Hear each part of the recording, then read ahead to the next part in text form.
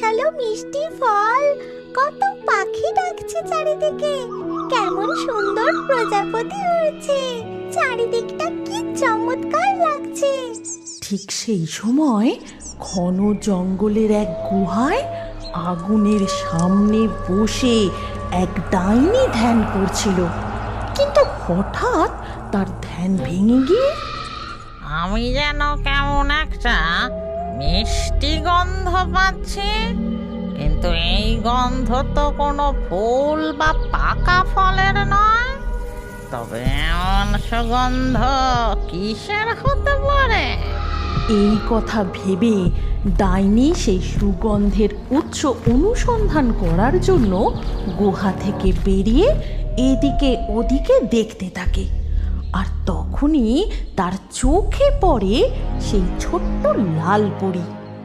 ও যে দেখি একটা ছোট্ট লাল পরী, ওকে একবার ধরতে পারলে ওর ডানা কেটে আমার যজ্ঞের আগুনে আহুতি দিয়ে ও রক্ত চুষে খেলেই আমি ইচ্ছাধারী ভূত পরী হয়ে যাব। এই কথা বলে সেই ডাইনি ছোট্ট লাল পরীর পিছু নেয়।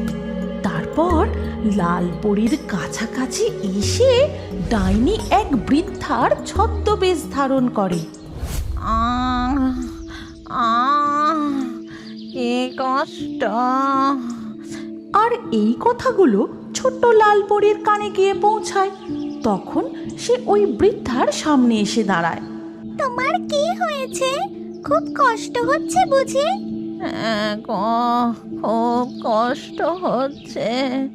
কাঠ কুড়োতে এসে আমার কি অবস্থা হলো! তুমি চিন্তা করো না, আমার এই হাতটা ধরে উঠে দাঁড়াও, তারপর বলো তোমার আর কি লাগবে।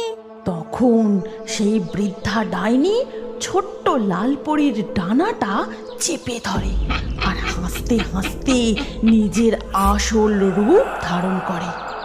লাগবে লাগবে, তোর এই টানা জোড়া লাগবে, আর লাগবে তোর রক্ত, যেটা পান করলেই আমি ইচ্ছাধারী ভূত পরী হয়ে যাব।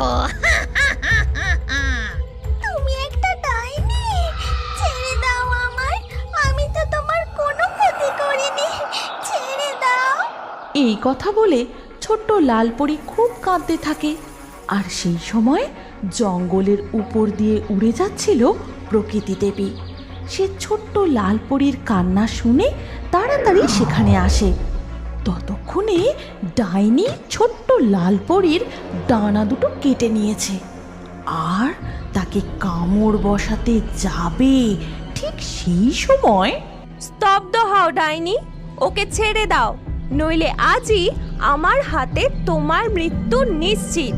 প্রকৃতি দেবী, আপনি এখানে? ওহো, আমার কার্যে ব্যাঘাত ঘটালেন আপনি, কিন্তু আমি ছাড়ব না। ওই পরীর রক্ত চুষে আমি খাবই।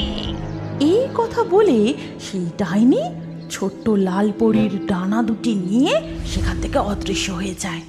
এবার তুমি আমায় বলো, কে তুমি, এখানে কি করছো, আর ডাইনি তোমাকে ধরলো কি করে? আমি লাল পরি, রাজগড় পাহাড়ের